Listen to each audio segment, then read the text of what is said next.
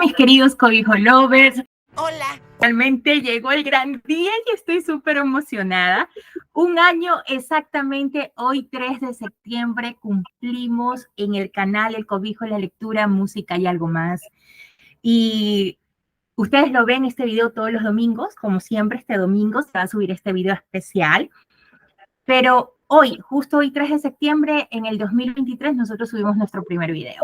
Y qué maravilla que justo hoy, 3 de septiembre, estamos haciendo la grabación de esta entrevista con una escritora que admiro, que respeto y que aprecio mucho, que es nuestra querida Day Torres.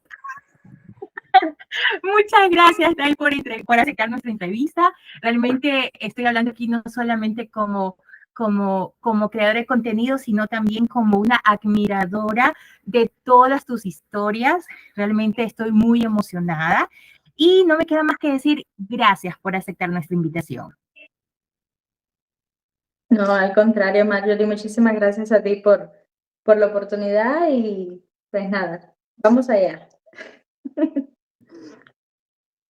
Perfecto, mi querida Day. Yo quiero hacer unas preguntas. Bueno, realmente yo en un grupo que hay que se llama de fanáticas, de lectoras de Day Torres, de las novelas de Day Torres, pregunté, puse en un mensajito y dije, ¿qué preguntas le harían a Day Torres si tuvieran la oportunidad de preguntarle, valga la redundancia, ¿no? Y a Teresa Barocio? Todas ellas tenían una pregunta en común. Dice, ¿cómo nació tu amor por la escritura? Eso fue más un descubrimiento que otra cosa, la verdad. Fue el descubrimiento de saber que podía hacerlo. Y fue cuando era muy chiquita, tenía quizás 7 años alrededor, fue cuando empecé ya a leer bien.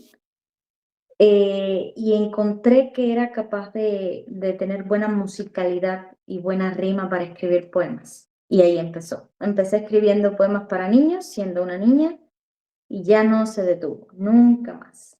Pero ahí empezó, muy chiquita, muy chiquita. O sea, desde pequeña sabías que te ibas a dedicar a esto. No tuviste en ningún momento esa idea de que, porque a veces como niños cambiamos de profesiones y cambiamos de sueños y anhelos, ¿no? A mí no me dejaron. A mí no me dejaron. A mí, mi papá fue el primero que cuando me di cuenta y los adultos a mi alrededor se dieron cuenta de que pues tenía la chispita esta, mi papá no me dejó desistir en ningún momento. Me decía, siéntate y escribe porque ese es tu futuro. Obviamente, nunca quise hacer otra cosa, pero no fue solo eso, porque incluso lo estudié, o sea, yo estudié filología. La cuestión es que nunca me vi haciendo otra cosa. Trabajé, ya de adulta trabajé, tuve otros trabajos, otras profesiones, por decirle, pero al final fue como que terminé volviendo a esto. O sea, estaba destinado, no se podía hacer nada. No sé.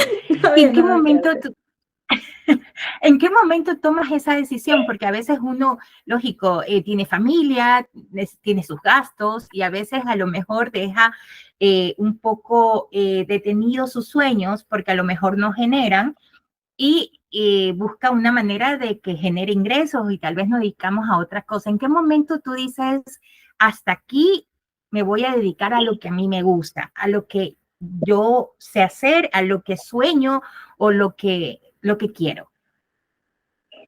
Pues fíjate que esa decisión tampoco la tomé yo. O sea, sucedió porque yo estuve trabajando, desde que me gradué comencé a trabajar en hotelería porque yo vivía en México. Entonces estuve muchísimos años trabajando en el sector hotelero y después llegó la pandemia. Y cuando llegó la pandemia, yo recién había tenido a mi hija.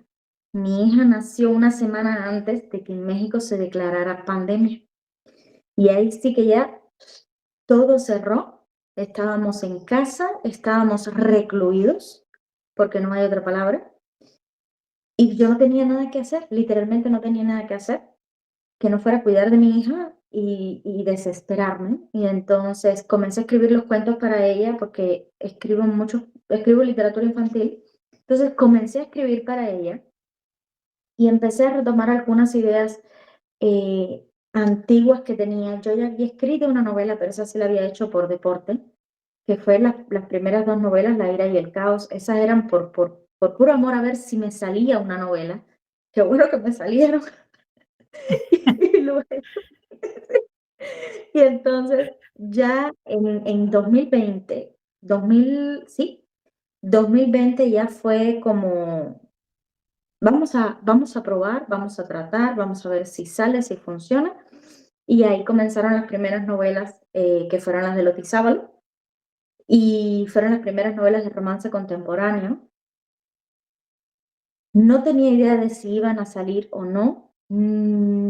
Definitivamente necesitaba que salieran porque pues, en medio de una pandemia, sin trabajar y con una niña chiquita, sí hacía falta el dinero. A nadie le sobra el dinero, eso no es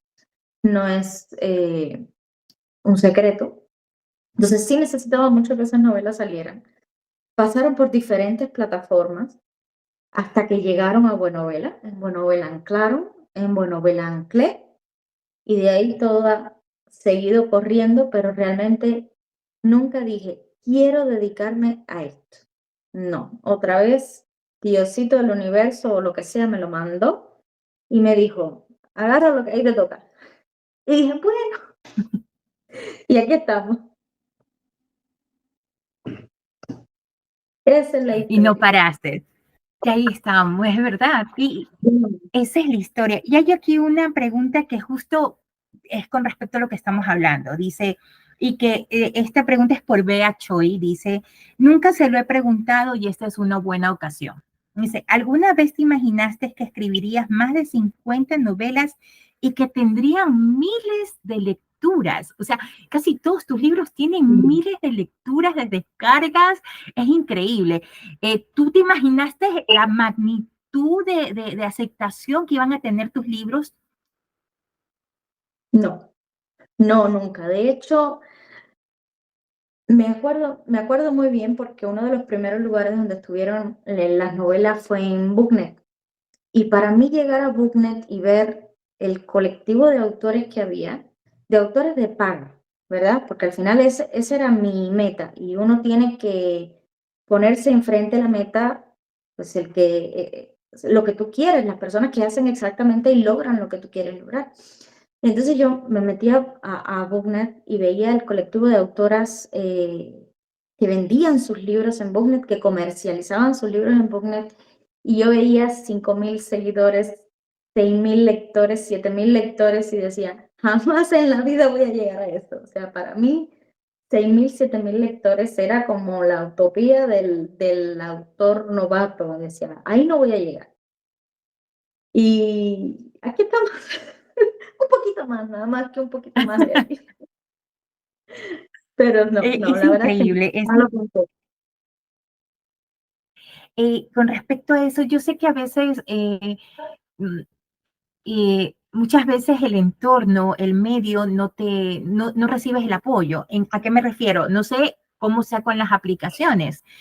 A veces las aplicaciones no les saben dar esa importancia o la publicidad que a veces uno quisiera a sus historias, ¿no? No sé si eso te pasó al inicio y muchas veces también los celos a nivel de compañeros, de editores, no viviste nada de eso, y si te tocó vivir, cómo lo enfrentaste? ¿Cómo lo tomaste el toro, como digo así, pues, como se dice, por los cuernos? ¿Hablaste, tal vez tienes a alguien que dentro como tu editora? ¿Cómo lograste que realmente llegue? Más de que lógico, o sea, tienes toda la visión y escribes hermoso, pero muchas veces el ser descubierto cuesta, ¿no? y adicional, si pasó un tiempo antes de que tuvieras ese boom, en algún momento pensaste dejarlo porque no llegabas a la meta de lo que querías. Lo digo porque en lo personal a veces yo he querido renunciar porque digo, no llego a las vistas que quisiera, no llego y me frustro y ya digo, ¿será que esto no debo seguir? Que tal vez esto no es lo mío, pero siempre hay, además de esa voz de la conciencia, muchas veces tu familia te dice, no, vamos, que tú puedes y todo, pero ves que la competencia es grande. Como yo digo, en el caso mío, la competencia es grande y siempre se van más tal vez por las parodias, el tema de los chismes, esos son los programas que tienen más vistas. En cambio, uno que habla del libro es como que cuesta realmente llegar a la meta. Bueno, mira, primero, todas las aplicaciones son diferentes y en todas las aplicaciones es difícil posicionarte. El hecho de que lo consigas a veces hace que la gente olvide que no siempre estuviste en ese lugar. Y me ha pasado mucho últimamente y es muy gracioso porque la gente me dice, es que estás cómoda en Monovela, estás bien, pues tienes, o sea, te atienden, te consienten, vamos a decir, y la realidad es que no es verdad. A mí me exigen muchísimo más que el 99% de las autoras en la misma aplicación. La diferencia es que tienes que persistir y tienes que trabajar y tienes que entender que esto es un trabajo. O sea, no es por amor al arte, esto es un trabajo. Y hay una gran diferencia entre escribir solo porque a ver qué pasa y decir, esto es lo que yo voy a hacer el resto de mi vida y tengo que hacerlo bien. Entonces, indudablemente la receta del éxito en cualquier lugar, en cualquier sentido es persistir, persistir, hacer lo que sabes hacer y tratar de hacerlo mejor que todos los que hacen lo mismo alrededor tuyo. Ajá. Y eso es complicadísimo cuando tienes otras 3000 buenísimas autoras alrededor. ¿Qué me empuja? Posiblemente la estés oyendo ahí de fondo, tiene 4 años, se llama Elena y es incansable. Ajá. Pero esa me empuja todos los días. Cada vez que abre los ojos a las 6 de la mañana, me empuja. Antes de dormir me da 2 besos y me empuja. Pero ella es la que me empuja, siempre. Entonces, podría estar haciendo otra cosa, la verdad. Podría estar haciendo cualquier cosa, como muchos autores que dicen, esto es un trabajo secundario y voy a, no sé, tener un trabajo y esto es el adicional. Cuando yo decidí hacerlo, ya cuando dije, bueno, vamos a pegarle los kilos, vamos a estudiar porque hay que estudiar. Tienes que estudiar la aplicación en la que estás. Tienes que saberte las reglas del juego que quieres ganar o vas a perder. Punto. Entonces, tienes que estudiar la aplicación, tienes que saber cómo se genera el contenido en esa aplicación, tienes que atenerte a tu público y tienes que tener la motivación correcta. Para mí tener la motivación correcta es muy simple. Tengo una chiquilla. Así de sencillo. Entonces, no me ha dado esa depresión que yo digo un día, pues, me quiero rendir porque la verdad es que siempre evito las comparaciones. Eso que tú dices, no me está yendo tan bien, hay otra gente a la que le va mejor que a mí. No lo hagas, nunca lo hagas porque la comparación es una asesina del talento, es una asesina del progreso, es una asesina de todo. Tú tienes que competir contra ti. Yo cuando miro el ranking de las novelas, no veo en qué lugar está mi novela. Veo en qué lugar está una de mis novelas antes que otra de mis novelas, antes que otra de mis propias novelas. Y veo esta con respecto a esta, cómo está produciendo, y esta con respecto a la otra, cómo se está leyendo. O sea, no lo miro con respecto a otras autoras porque la realidad es que otras autoras tienen sus propios estilos, sus propias lectoras, y yo necesito superar lo que ya yo he hecho antes. Si el año pasado escribí 3 novelas, este año voy a escribir 5. Entonces, a veces es muy fácil acomodarte y decir, no pasa nada, soy escritora, lo voy a hacer por amor. Y al final son muchas excusas, pero lo que tienes que hacer para crecer en una app es trabajar, escribir, escribir, escribir, escribir. Si tú haces 2 novelas, no es lo mismo que hacer 17 novelas. Nada más simple que eso. Simple eso.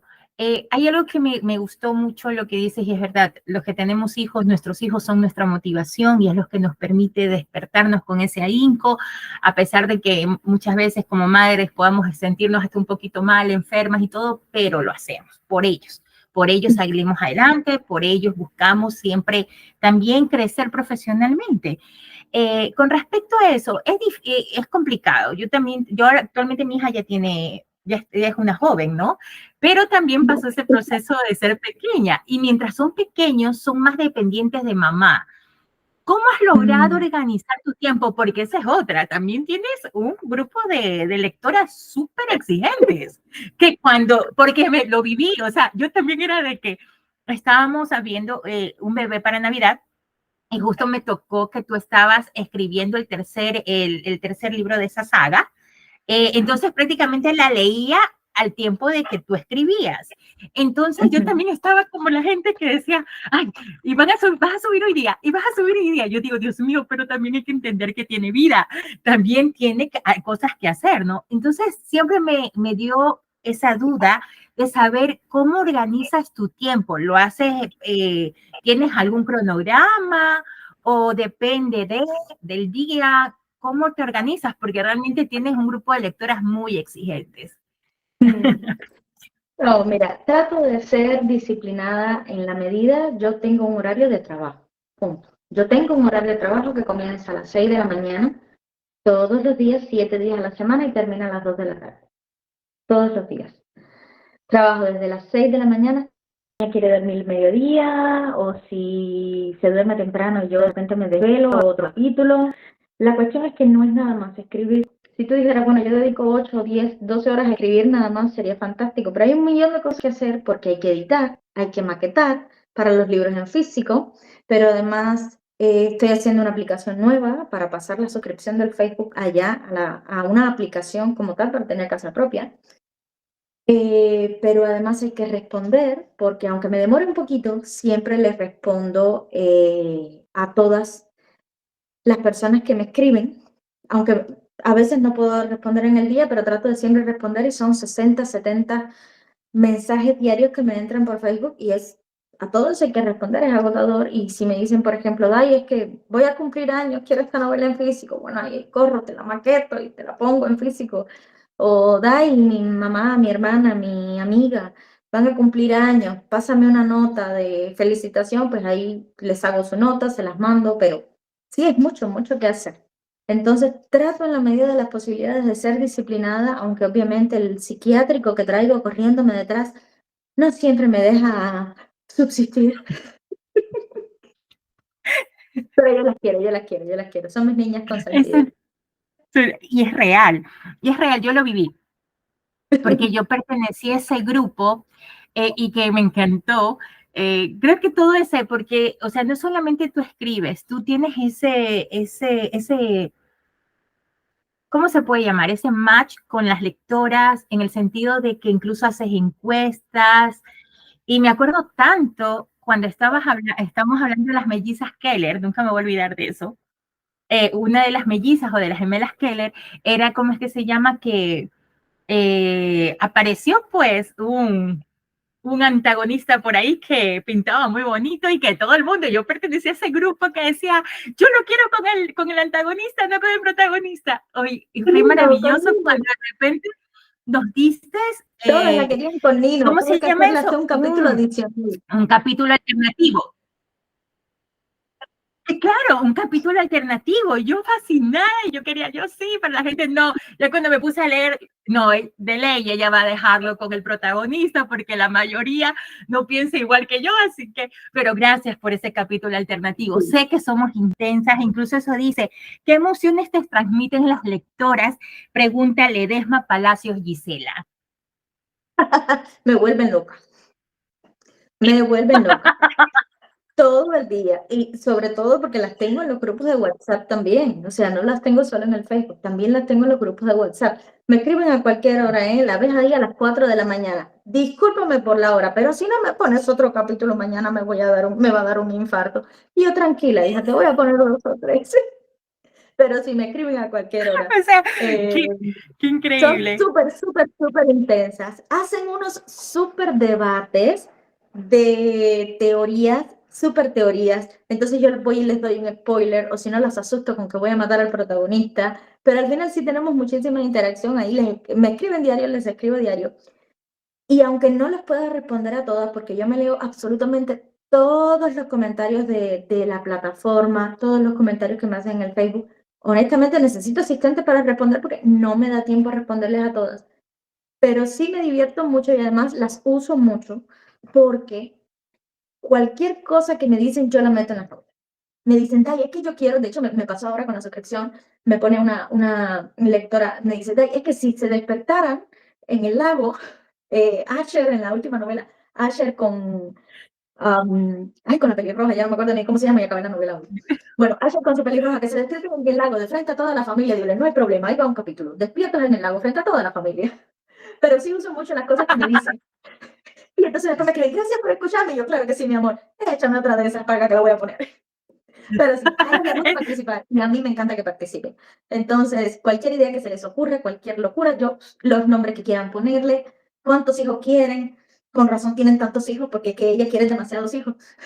Yo me lo pongo, yo no tengo problema. Todo lo que, o sea, en pocas palabras, todo lo que ellas digan se usa para poder armar la historia y esto. Para todo. Esta historia continuará.